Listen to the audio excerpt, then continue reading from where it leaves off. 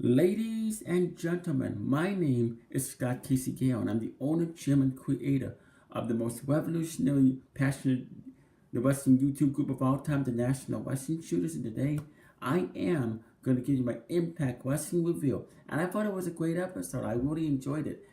Like I said many times before, ever since Don Callis and Scott D'Amore have taken over Impact Wrestling last year, it has been getting good and it has been on fire. The pay-per-views have just been flat out amazing. Okay, let's begin with the review, shall we? The commentators for the show were Josh Mathis and Don Callis, one of my two favorite commentators of today. Anyway, let's begin with the review, okay? Here we go. The first match was Moose versus Trey. Trey hits Newman with suicide dives to the floor. Moose catches him on his final attempt and connects with a sick powerbomb on the apron. Trey goes for a Hurricane Rana, but once again Moose stops it and throws Trey into the steel ring steps. Moose attempts to go to hell, but Trey reverses it into a pinning attempt for a near fall. Trey hits a flip dive over the top rope, followed by a frog splash for a 2 count. Trey hits a reverse Hurricane Rana for a near fall. Moose connects with a thunderous spear to pick up the victory. Moose defeated Trey. Good match. I thought this was a good, decent match to start the show. I like this vicious side of the Moose ever since he's been heel.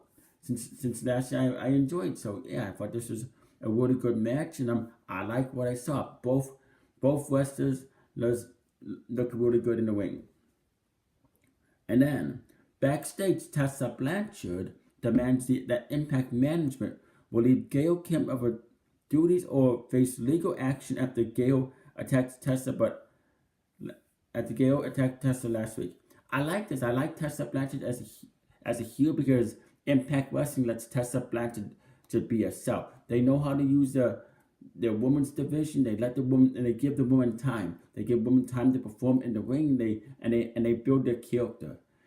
I mean, even though that Impact Wrestling has done stuff like this before, I'm liking this side of Tessa Blanchard. She does a good job playing a heel. What they're doing for characters is exactly right. I like the way they're using her character.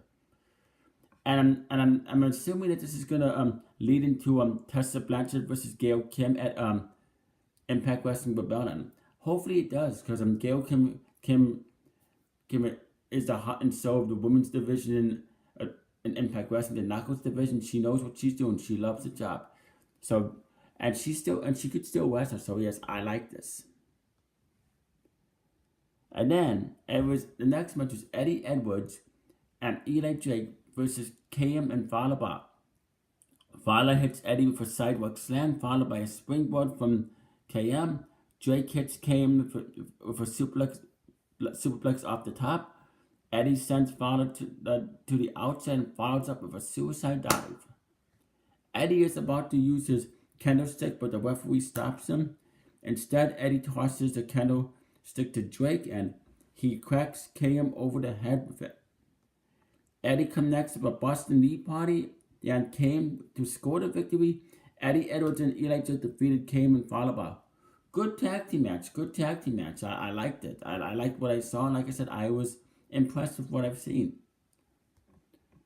And then, backstage, Impact Wrestling World Heavyweight Champion Johnny Impact and Knockouts Champion Taya Valkyrie, the married couple, refused to do an interview on why they turned on Brian Cage last week. Johnny says they will get an explanation when everyone else does. And I'll talk more about it when I get to the interview later. But anyway, it was a good backstage segment. And then Ace Austin versus Damian Hyde. Austin hits a big boot on the apron, followed by a drop kick through the ropes. Austin flees over the top, crashing into Hyde on the floor. Austin connects with a springboard boot. The finish comes when Austin connects with the 4-2 win. Ace Austin defeated Damian Hyde. Really good match. I thought this was a really good match. I was impressed with both Ace Austin and Damian Hyde. I like their wrestling style. I like their character. I'm looking forward to seeing what Impact Wrestling does with them. But yeah, those guys could go. So, like I said, good match. And then Josh Matthews is in the ring to interview Johnny Impact and Taya Valkyrie and ask the questions on everyone's mind. Why did why did Johnny and Taya betray Brian Cage last week? Johnny says he did it because the fans don't care about him.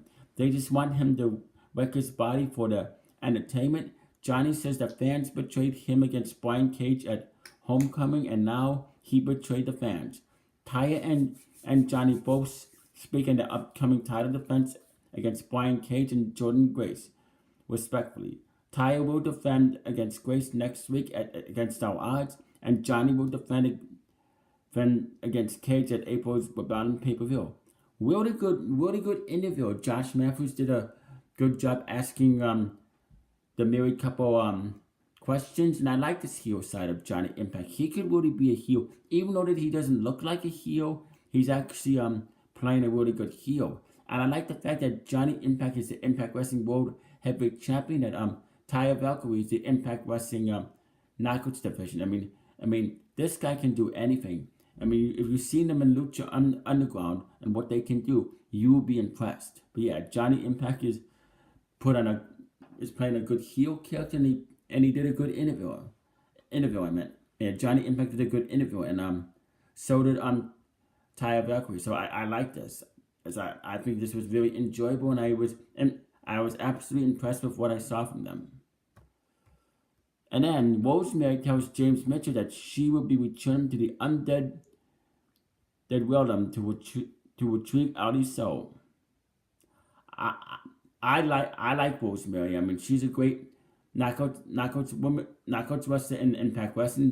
They let her be herself. They let her be her own character, and it's good that James Mitchell is there with her because he fits there. He fits right there with as the manager of Rosemary. So I like this. I like these creepy segments. And then it was Ethan Page versus Willie Mack. Page sends Willie crashing into the corner, but Willie comes right back for Samoan drop. Willie hits a standing moonsault in the early going. Willie flees, but Page avoids it and sends him into the steel wing post. Willie connects with a missile drop kick in the corner. Page connects with a super kick.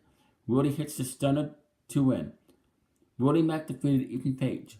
Really good match. I like this. I thought this is a really good match. Willie Mack is a great wrestler. He can put on great matches, and so can Ethan Page. Those guys can put on great matches. So yes, I like this match. And then, here was a funny segment, which I have been enjoying. Glenn Gilberti, also known as Disco Inferno WCW, is preparing for his match against Scarlett Bordeaux next week at Against Our Odds by having a few drinks at the bar, but it's clear that Gilberti isn't taking it very seriously. Yes, Glenn Gilberti is now part of Impact Wrestling. He was Disco Inferno. That guy is just entertaining. The backstage segments they have Glenn Gilberti do is entertainment. Like, I like that one episode where he was making fun of Vince Russo. I thought that was funny. Even Vince Russo himself found it hilarious when Glenn Gilberti was doing those backstage segments. And I like the fact that Glenn Gilberti is filled with Scarlett Bordeaux. So yes, he is funny. I mean, this guy is very entertaining, and the stuff he does backstage is more funny than the stuff you see on WWE and SmackDown Live, and very enjoyable. Yes, and all I gotta say is, Glenn Gilberti, keep up the good work. What you're doing is great. Don't change. Continue doing this because it's funny, and I'm looking forward to seeing Glenn Gilberti versus Scarlett Bordeaux next week at Against Our Odds. All right. Then Gail Kim tells Melissa Santos she's going to do what she needs to do concerning the situation with Tessa Blanchard. Out of nowhere, a brawl between LAX and the Lucha Brothers breaks out. Like I said, I like what they're doing with Tessa Blanchard and Gail Kim. I think it's entertaining, and it definitely keeps my interest. And I also like the fight between LAX and the Lucha Brothers. It was a very good fight. I like this. I like when when wrestling does this. This is the stuff I want to see. And then OVE follows Willie Mack into his dressing room, but Mack gets the better of them. I like that. I like that. Willie Mack, I mean, this guy, he can wrestle. And then there was the main event. X Division champion Rich Swann versus Sami Callihan. X Division championship match. Callahan hits Swann with an exploder, the suplex on the steel web to take control. Callahan continues to wear down Swann, not allowing him to get any offense going. Swann takes Callahan off the top of a hurricane rhino for a 2 count. Swann hits the 450 splash for another near fall. Callahan connects with a powerbomb off the top rope, but Swann kicks out. Callahan spits in the face of Swann, but that only fires him up. Swann hits a handspin cutter over Callahan and kicks out, and Callahan kicks out this time. Swann rolls up Callahan to score the victory and retain the title. X Division champion Rich Swann defeated Sami Callihan. Great main event, awesome main event. I like this. The Sami Callihan is one hell of a top heel in Impact Wrestling. What he's doing with his character is great. He's being himself. So he's being his own character. And so is Rich Swann. I like this. And then after the match, Callihan attacks Swann from behind. Swann turns it around with an enziguri kick.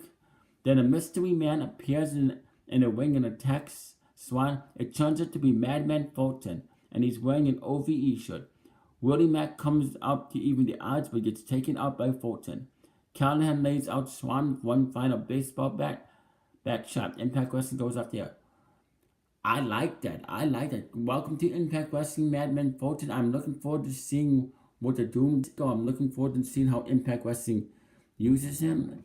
And the question is, why did he join OVE? Why does he fit in OVE? I know something good is gonna come up out of this. I am really looking forward to seeing how this plays out and how this angle goes. And I'd hope to hear Madman Fulton speak or Sami Callihan. But yes, this was a good episode. I would rate this episode a 9 out of 10. 5 stars, 2 thumbs up, way up in an 8 triple plus. Comment down below in the comment section and tell me what you thought about this week's episode of Impact Wrestling, what you're looking forward to. And next week we'll be against our odds, which I will be doing a review of that anyway. You stay classy, live long and prosper, and peace out. And I must bid you adieu. Good night and goodbye, and bang. And the words of Cactus Jack, bang bang.